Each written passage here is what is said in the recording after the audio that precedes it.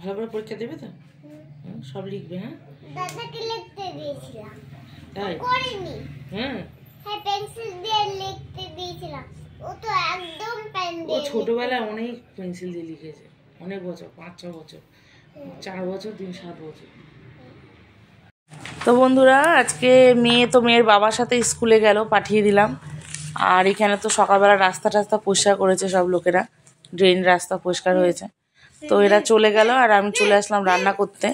আজকে রান্না করব হচ্ছে অল্প একটু বাঁধাকপি আর হচ্ছে ডিম কষা। আর বাঁধাকপি কাটছে আমি অর্ধেকটা কাটবো, কেন কাটতে কাটতে পেট বুক এত ব্যথা হয়েছে যে আমি বসে বসে সবজি পর্যন্ত কাটতে পারছি না। আর তারপরে কেউ খেতেও চায় না, কি জ্বালা। ভেবেছিলাম আলু দিয়ে ডিমের ঝোল করব, তারপরে লাস্টে আবার প্ল্যান চেঞ্জ হলো, বলছে যে না শুধু ডিম কষা করো। আর বর তো মানে কি বলবো, বর খাবে না আর কি।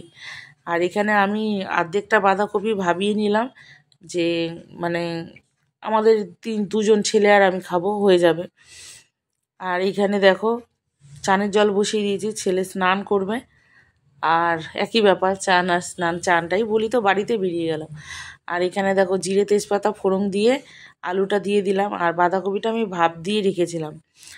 আর এর মধ্যেই আলুটাকে সুন্দর করে ভেজে এর মধ্যেই মশলা দিয়ে দেবো। আলুটা আর আলাদা করে কষাবো না আজকে, মানে রান্নারও ইচ্ছে নেই, খাওয়ারও ইচ্ছে নেই, যা হয় আর কি। তাই এর মধ্যেই লঙ্কার গুঁড়ো, নুন, হলুদ, একটু চিনি, আদা বাটা আর জিরের গুঁড়ো এই দিয়েছি মশলা। আর নামানোর সময় তো জানো ঘি গরম মশলা দিতে হবে। একটু কড়াইশুঁটি থাকলেও ভালো হয়, কিন্তু এই মুহূর্তে এখনও কড়াইশুঁটি আনিনি বাড়িতে, বাজারে অনেক দাম কড়াইশুঁটি। আর এখন কড়াইশুঁটিগুলোর ভেতরে ভালো দানাও হয়নি, ও খোলাতেই চলে যাবে। তো যাই হোক, দেখো অল্প জল দিয়ে এবার মশলাটাকে সুন্দর করে কষিয়ে নেব। তারপরে ওই ভাপ দিয়ে রাখা বাঁধাকপিটাও দিয়ে দেবো। আর বাঁধাকপিটা অল্প একটু, কিন্তু খেতে এত সুন্দর হয়েছিল না কি বলবো, খুব সুন্দর হয়েছিল।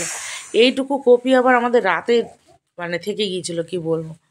মানে সবাই হয়তো ভাবে এইটুকুনি জিনিস রান্না করছে।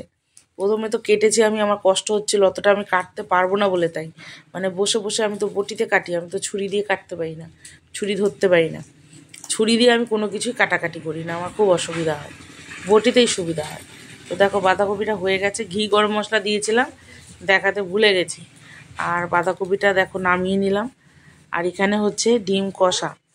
তো ডিমটাকে আমি নুন হলুদ দিয়ে ভেজে নিচ্ছি তেলের মধ্যে সুন্দর করে। আর ডিমটাই শুধু কষা করবো, আর কিছু করব না, আমার সকালের তরকারি রয়েছে। এখানে কর্তামশাই নেমন্তন্ন, কর্তামশাই জামা কাপড় নিয়ে পড়েছে, আয়রন করতে বসেছে।